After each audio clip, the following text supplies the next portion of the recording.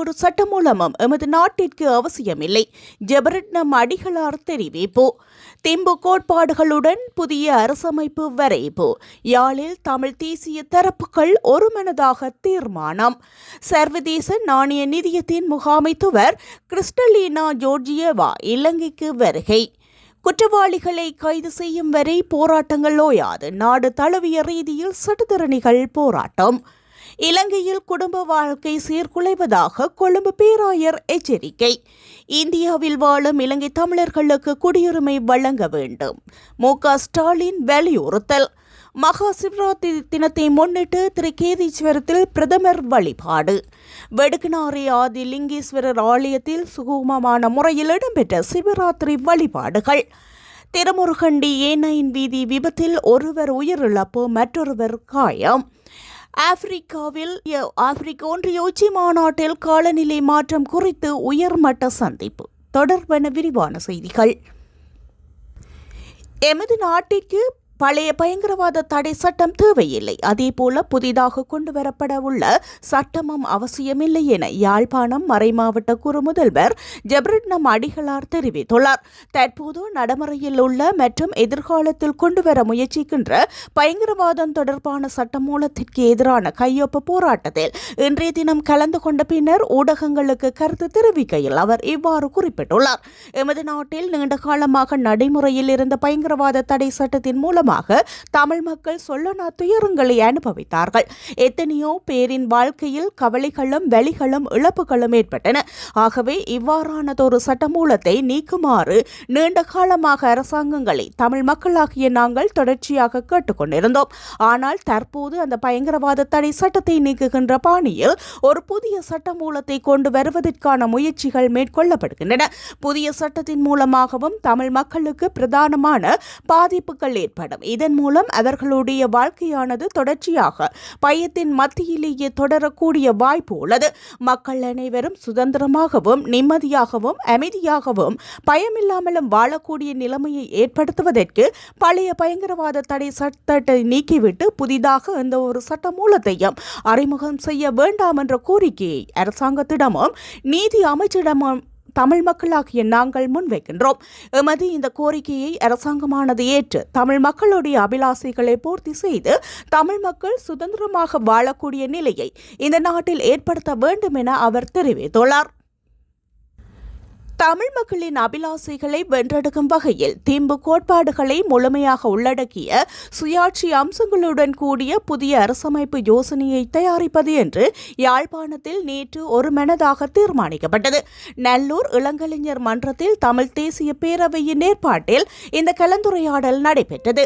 அதில் அரசியல் கட்சிகளின் தலைவர்கள், மத தலைவர்கள், சிவில் சமூக அமைப்புகளின் பிரதிநிதிகள் மற்றும் புத்திஜீவிகள் என பலரும் கலந்து கொண்டிருந்தனர். ஒற்றையாட்சி அரசமைப்பு நிராகரிப்பு என்ற விடயம் இதில் பேசப்பட்டிருந்தது. தற்போதைய அரசு தனது தேர்தல் விஞ்ஞாபனத்தில் குறிப்பிட்டுள்ள 2015 தொடக்கம் 2019 காலப்பகுதியில் தயாரிக்கப்பட்ட ஏக்கிய ராஜ்ய அரசமைப்பு முறையை அடியோடு நிராகரிப்பதாக இந்த கூட்டத்தில் பங்கேற்ற அனைத்து தரப்பினரும் உறுதியாக தெரிவித்தனர். தமிழ் தேசம் இறைமை மற்றும் சுயநிர்ணய உரிமையை அங்கீகரிக்கும் தீர்வே எட்டப்பட வேண்டும் என்பதில் ஒருமித்த கருத்தும் எட்டப்பட்டது. கலந்துரையாடலின் நிறைவில் ஊடகங்களுக்கு கருத்து வெளியிட்ட தமிழ் தேசிய பேரவையின் தலைவரும் நாடாளுமன்ற உறுப்பினருமான கஜேந்திரகுமார் பொன்னம்பலம் நேற்றைய கூட்டத்தில் பங்கேற்ற அரசியல் தரப்புகள் மற்றும் அமைப்புகளை கொண்ட ஒரு பொது சபை அங்கீகரிக்கப்பட்டுள்ளது. இதிலிருந்து ஒரு விசேட அரசியல் குழு அமைக்கப்படும். இந்த குழுவானது திம்பு கோட்பாடுகளின் அடிப்படையில் தமிழ் மக்கள் சுயாட்சியை முழுமையாக அனுபவிக்கக்கூடிய அரசமைப்பு யோசனைகளை தயாரிக்கும் பணியை முன்னெடுக்கும்.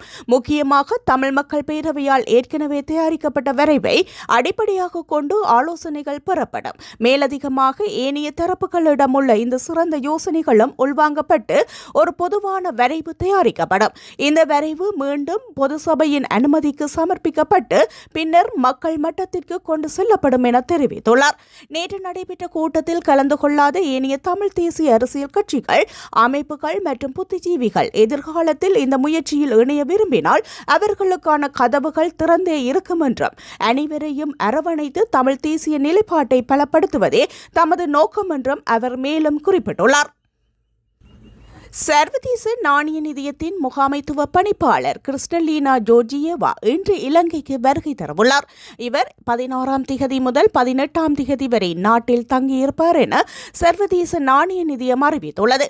இந்த உத்தியோகபூர்வ விஜயத்தின் போது அவர் ஜனாதிபதி அனுரகுமார திசாநாயக்க மற்றும் அரசாங்க அதிகாரிகளுடன் சந்தித்து நாட்டின் தற்போதைய பொருளாதார நிலைமை மற்றும் மீட்பு முயற்சிகள் குறித்து விவாதிப்பார். மேலும் சமீபத்தில் ஏற்பட்ட டிட்வா சூறாவளியின் தாக்கத்தை நேரில் பார்வையிட்டு சர்வதேச நாணய நிதியம் இலங்கை மீட்பு நடவடிக்கைகளுக்கு எப்படி உதவ முடியும் மற்றும் நீடித்த பொருளாதார தனிச்சிறப்பை உருவாக்குவதில் உதவி குறித்த ஆலோசனைகளை நடத்தவுள்ளார். இதில் விரிவாக்கப்பட்ட நிதி வசதியின் 5ஆம் மற்றும் 6வது மதிப்பாய்வுகளும் நடைபெறவுள்ளதாக அறிவிக்கப்பட்டுள்ளது. நாடு தழுவிய ரீதியில் சட்டத்தரணிகள் இன்று நீதிமன்ற நடவடிக்கைகளை பகிஷ்கரித்துள்ளனர். தங்கம அக்ரோகட பகுதியில் சட்டத்தரணியொருவரும் அவரது மனைவியும் நேற்று முன்தினம் ஆயுததாரிகளால் சுட்டுக் கொல்லப்பட்டிருந்தனர். அதற்கு எதிர்ப்பு தெரிவித்து துப்பாக்கிதாரிகளை கைது செய்ய கோரியும் இந்த பகிஷ்கரிப்பு இடம்பெற்று வருகின்றது. இதேவேளை யாழ் குடாநாட்டில் உள்ள நீதிமன்றங்களில் சட்டத்தரணிகளும் இந்த போராட்டத்தில் ஈடுபட்டுள்ளனர். அதன் காரணமாக யாழ்ப்பாணம், சாவகச்சேரி, மெல்லாகம், பருத்தித்துறை மற்றும் ஊர்காவத்துறை ஆகிய நீதிமன்றங்களின் சட்டத்தரணிகளும் மன்றுக்கு வருகை தரவில்லை. இதன் காரணமாக நீதிமன்ற வழக்குகள் சட்டத்தரணிகள் இன்றி அழைக்கப்பட்டதோடு வழக்குகள் திகதியிடப்பட்டுள்ளன. இலங்கையில் குடும்ப வாழ்க்கையில் அதிகரித்து வரும் சிதைவு குறித்து கொழும்பு பேராயர் கர்தினால் மெல்கம் ரஞ்சித் ஆண்டகை எச்சரித்துள்ளார். களத்துறையில் உள்ள லூத்தூர் அன்னை தேவாலயத்தில் ஆண்டுதோறும் நடைபெறும் விழாவில் பக்தர்களிடம் உரையாற்றிய பேராயர் நாட்டில் குடும்ப கட்டமைப்புகளில் சரிவு ஒரு ஆபத்தான தொற்று நோய் போல பரவி வருவதாக கூறியுள்ளார். குடும்பம் சமூகத்தின் மிக சிறிய அழகு என்பதை வலியுறுத்திய அவர் பரந்த சமூகத்தின் ஸ்திரத்தன்மை வீட்டின் வலிமையை பொறுத்தது என்றார். நமது காலத்தில் மிகப்பெரிய அழிவு குடும்ப வாழ்க்கையின் திட்டமிட்ட முறிவு ஆகும் என அவர் குறிப்பிட்டுள்ளார். இன்று இலங்கையில் ஒரு ஆபத்தான தொற்று நோய் போல பரவியுள்ளது. பல இளம் தம்பதிகள் உணர்ச்சிகள், உடல் ஈர்ப்புகள் அல்லது தற்காலிக மகிழ்ச்சியால் உந்தப்பட்டு திருமணத்திற்குள் நுழைகின்றார்கள். ஆனால் விரைவில் அதை கைவிடுகின்றனர். பலருக்கு திருமண வாழ்க்கை ஒரு விளையாட்டாக மாறிவிட்டது. திருமணம் சமூகத்தின் அடித்தளத்தை உருவாக்குகின்றது என்றும் வலுவான திருமண உறவுகள் நிலையான குடும்பங்களுக்கு வழிவகுக்கும். கத்தோலிக்க திருச்சபையின் போதனைகளின்படி ஆரோக்கியமான சமூகத்திற்கு மட்டுமல்ல, திருச்சபை ஆன்மீக ரீதியாக வலுவாக இருக்கவும் விசுவாசமான குடும்ப வாழ்க்கை அவசியம் என அவர் மேலும் தெரிவித்துள்ளார். 40 ஆண்டுகளுக்கு மேலாக தமிழ்நாட்டில் வசிக்கும் இலங்கை தமிழர்களுக்கு குடியுரிமை வழங்குதல், நீண்டகால விசா வழங்குதல் உள்ளிட்ட நிலையான மற்றும் மனிதாபிமான அடிப்படையிலான நிரந்தர தீர்வு காண வேண்டும் என்று வலியுறுத்தி தமிழ்நாடு முதலமைச்சர் மு.க.ஸ்டாலின் பிரதமர் நரேந்திர மோடிக்கு கடிதம் ஒன்று அனுப்பியுள்ளார். தமிழ்நாடு முதலமைச்சர் மு.க.ஸ்டாலின் பிரதமர் நரேந்திர மோடிக்கு எழுதியுள்ள கடிதத்தில் கடந்த 40 ஆண்டுகளுக்கு மேலாக இந்தியாவில் குறிப்பாக தமிழ்நாட்டில் வசித்து வரும் இலங்கை தமிழர்கள் தொடர்பான மனிதாபிமான அரசியல் அமைப்பு மற்றும் நாட்டு நலனுக்கு முக்கியத்துவம் வாய்ந்த விவகாரங்கள் குறித்து இந்த கடிதத்தை எழுதுவதாக குறிப்பிட்டுள்ளார். 1983ஆம் ஆண்டு முதல் இலங்கையில் ஏற்பட்ட இன மோதல்களால் தங்கள் உயிரை காப்பாற்றிக் கொள்ள தங்கள் சொந்த மண்ணிலிருந்து வெளியேறிய இலங்கை தமிழர்களுக்கு ஒன்றிய அரசின் ஆதரவு மற்றும் ஒப்புதலுடன் தமிழ்நாடு அரசு தங்குமிடம், வாழ்வாதார உதவி, கல்வி மற்றும் மருத்துவ வசதிகளை தொடர்ந்து வழங்கி வருவதாகவும் தற்பொழுது சுமார் 89,000 நபர்கள் தமிழ்நாட்டில் வசித்து வருகின்றனர் என்றும் இவர்களில் கணிசமானோர் 30 ஆண்டுகளுக்கு மேலாக இந்தியாவில் வசிப்பவர்கள் என்றும் அதில் சுமார் 40% இந்திய மண்ணிலேயே பிறந்தவர்கள் என்றும் குறிப்பிட்டுள்ளார். தமிழ்நாடு அரசு தனது மனிதாபிமான பொறுப்புகளை சிறப்பாக நிறைவேற்றி வந்தாலும் இலங்கை தமிழர்கள் நீண்ட காலமாக சட்ட ரீதியான நிச்சயமற்ற நிலையிலேயே வாழ்ந்து வருவதாகவும் ஆண்டுகளாக தமிழ்நாட்டில் சமூகத்துடன் ஒன்றிணைந்து வாழ்ந்து வருகின்ற போதிலும் குடியுரிமை அல்லது நீண்டகால விசா போன்ற நிலையான சட்டப்பூர்வமான தீர்வுகள் தற்போது வரை இவர்களுக்கு கிடைக்கவில்லை என்றும் தமிழ்நாடு முதலமைச்சர் சுட்டிக்காட்டியுள்ளார். மகா சிவராத்திரி தினத்தை முன்னிட்டு வரலாற்று பிரசித்தி பெற்ற மன்னர் திருக்கேஸ்வரம் ஆலயத்தில் நேற்று நடைபெற்ற விசேட சிவபூஜை வழிபாடுகளில் பிரதமர் கலாநிதி ஹரணி அமரசூரிய கலந்து கொண்டார். ஆலயத்திற்கு வருகை தந்த பிரதமரை ஆலய நிர்வாகத்தினர் மற்றும் கௌரவ பிரமுகர்கள் பூரண கும்ப மரியாதையுடன் வரவேற்றுள்ளனர். அதனைத் தொடர்ந்து விசேட அபிஷேகம் மற்றும் ஆராதனையில் பூஜை வழிபாடுகளிலும் அவர் பங்கேற்றார். நாட்டின் அமைதி, சுபீட்சம் மற்றும் இனங்களுக்கு இடையிலான மத நல்லிணக்கத்தை வேண்டி நடைபெற்ற இந்த வழிபாடுகளில் பிரதமருடன் அரசியல் பிரமுகர்கள் மற்றும் பெருந்திரளான பக்தர்களும் கலந்து கொண்டிருந்தனர். சிவராத்திரி தினத்தில் பஞ்ச ஈஸ்வரங்களில் ஒன்றான திருக்கேதீஸ்வரத்திற்கு பிரதமர் வருகை தந்தமையானது நாட்டின் கலாசார விழுமியங்களுக்கு மதிப்பளிக்கும் ஒரு முக்கிய நிகழ்வாக கருதப்படுகின்றது. வழிபாடுகளின் பின்னர் பிரதமர் ஆலய வளாகத்தில் கூடியிருந்த மக்களுடன் சிநேகபூர்வமாக உரையாடியதுடன் ஆலயத்தின் வரலாற்று சிறப்புகளையும் கேட்டறிந்து கொண்டார். தமிழர்களின் பூர்வீக வழிபாட்டிடமான வவுனியா வடக்கு வெடுக்குநாரிமலை ஆதிலிங்கேஸ்வரர் ஆலயத்தில் நேற்று சிவராத்திரி தின பூசை வழிபாடுகள் எந்தவித இடையூறுகளுமின்றி சுமூகமான முறையில் இடம்பெற்றுள்ளன. குறித்த பூஜை வழிபாடுகளில் வெண்ணி மாவட்ட நாடாளுமன்ற உறுப்பினர் துரைராசா ரவிகரன் பங்கேற்றிருந்தார். குறிப்பாக கடந்த காலங்களில் வவுனியா வடக்கு வெடுக்குநாரிமலை ஆதிலிங்கேஸ்வரர் ஆலயத்தில் சிவராத்திரி தின வழிபாடுகளில் பெலிசாரினால் கடுமையான குழப்பங்கள் ஏற்படுத்தப்பட்டு வந்தன.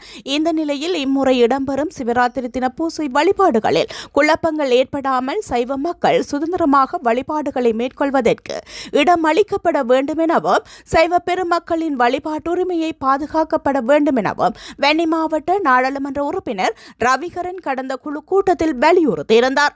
இதன்போது சைவ மக்கள் சுதந்திரமாக வழிபாடுகளை மேற்கொள்வதற்கு இடம் அளிக்கப்படும் என வெண்ணி மாவட்ட அபிவிருத்தி ஒருங்கிணைப்பு குழு தலைவரும் பிரதி அமைச்சருமான உபாலி சமரசிங்கவினால் தெரிவிக்கப்பட்டிருந்தது. அதற்கமைய தமிழர்களின் பூர்வீக வழிபாட்டிடமான வெடுக்குநாடி ஆதிலிங்கேஸ்வரர் ஆலயத்தில் சிவராத்திரி தின பூஜை வழிபாடுகள் சுமூகமான முறையில் சிறப்பாகவும் சிவராத்திரி வழிபாடுகள் இடம்பெற்றிருந்தன. அந்த வகையில் வெடுக்குநாரி மலை உச்சியில் அமைந்துள்ள ஆதிலிங்கேஸ்வர பெருமானுக்கு அபிஷேகம் செய்யப்பட்டு பூஜை வழிபாடுகள் சிறப்பாக மேற்கொள்ளப்பட்டிருந்தது. முல்லைத்தீவு மாங்குளம் போலீஸ் பிரிவிற்குட்பட்ட திருமுருகண்டி A9 பிரதான வீதியில் நேற்று மோட்டார் சைக்கிளும் மகளுந்தும் மோதி விபத்து ஏற்பட்டிருந்தது. இந்த விபத்தில் மோட்டார் சைக்கிளில் பயணித்த 2 நபர்களில் ஒருவர் சிகிச்சை பலனின்றி உயிரிழந்துள்ளார்.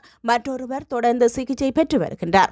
விபத்து நடந்த இடத்திலிருந்து மகளுந்து காரில் காயமடைந்த நபரை கிளிநொச்சி மாவட்ட பொது வைத்தியசாலைக்கு கொண்டு சேர்த்துள்ளனர்.